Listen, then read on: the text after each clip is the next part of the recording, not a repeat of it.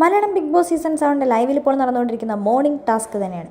Big boss കൊടുത്ത morning task എന്ന് പറയുന്നത് ബിഗ് ബോസ് വീട്ടിൽ ഏറ്റവും ആദ്യം വന്നപ്പോൾ മികച്ചതായി പെർഫോമൻസ് കാഴ്ചവെക്കുകയും പിന്നെ ഓരോ ദിനങ്ങൾ കഴിയും തോറും ആ പെർഫോമൻസ് കുറഞ്ഞു വരികയും ചെയ്യുന്ന ഒരു വ്യക്തിയുടെ പേരും, അതേപോലെ തന്നെ തുടക്കത്തിൽ ബിഗ് ബോസ് വീട്ടിൽ മോശം പ്രകടനം കാഴ്ചവെച്ചതും എന്നാൽ പോകെ മികച്ച രീതിയിൽ പെർഫോമൻസ് കാഴ്ചവെക്കുന്ന ഒരാളുടെ പേരും പറയുക എന്നതായിരുന്നു ടാസ്ക്.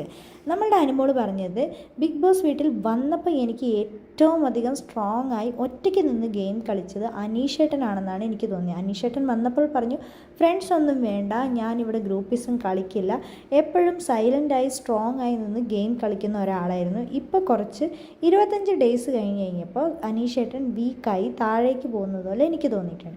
മികച്ച പെർഫോമൻസ് കാഴ്ചവെക്കുന്നത് നൂറ തന്നെയാണ്. വന്നപ്പോൾ ഭയങ്കര വീക്കായിരുന്നെങ്കിലും അതിലെൻ്റെ ഷാഡോ ആയിട്ട് മാറിയിട്ടുണ്ടായിരുന്നെങ്കിലും ഇപ്പോൾ ഏറ്റവും അധികം നല്ല സ്ട്രോങ് ആയിട്ട് മാറിയിട്ടുള്ളത് നൂറയാണെന്നാണ് അനുമോള് പറഞ്ഞത്. ആ സമയത്ത് ഷാനവാസ് ഇങ്ങനെ ചോദിക്കുന്നുണ്ട്, എന്താ പറയുന്നത്, ആതിരേനെയാണോ പറയുന്നത് എന്നൊക്കെ പറയുമ്പോൾ നല്ല മാസ്സായിട്ടാണ് അനുമോൾ ആ ഒരു ഡയലോഗൊക്കെ പറയുന്നത്. നിഴലായി, ഇപ്പോൾ സ്ട്രോങ് ആയി മാറി എന്നൊക്കെ പറഞ്ഞിട്ടുണ്ട്. എല്ലാവരും പൊട്ടിച്ചിരിക്കുന്നുണ്ട്, കൈയൊക്കെ അടിക്കുന്നുണ്ട്. പിന്നെ നമ്മുടെ അഭിലാഷ് പറഞ്ഞത് നെവിനെയാണ്.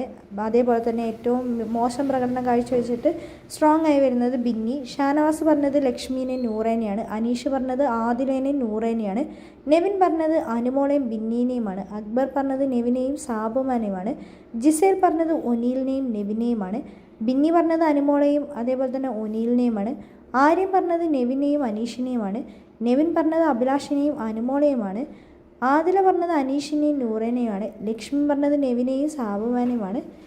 ഒനീൽ പറഞ്ഞത് നെവിനെയും ബിന്നീനെയുമാണ്. സാബുമാൻ പറഞ്ഞത് അനീഷിനെയും ബിന്നീനെയുമാണ്.